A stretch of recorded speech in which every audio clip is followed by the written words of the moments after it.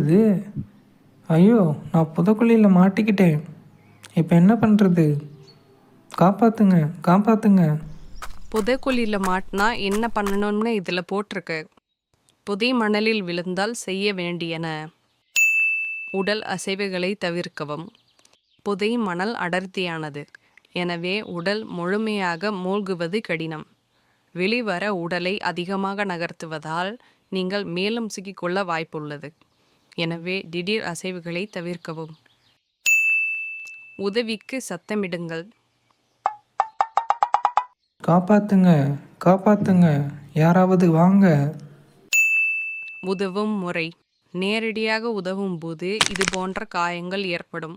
ஆகையால் குச்சி அல்லது நீளமான மரக்கட்டை போன்ற பொருளை புதை மணலின் மேற்பரப்பில் வைத்து அதன் மீது சாய்ந்து உங்கள் எடையை பரவலாக்கவும். இது உங்களை வெளியே இழுக்கும் திறனை உருவாக்க உதவும். அல்லது மீட்பு படையினரை உதவிக்கு அழைக்கவும். நினைவில் கொள்ளுங்கள், புதை மணல் உடலை முழுவதுமாக இழுக்காது, மேலும் அதில் மூழ்குவது மிகவும் அரிதானது.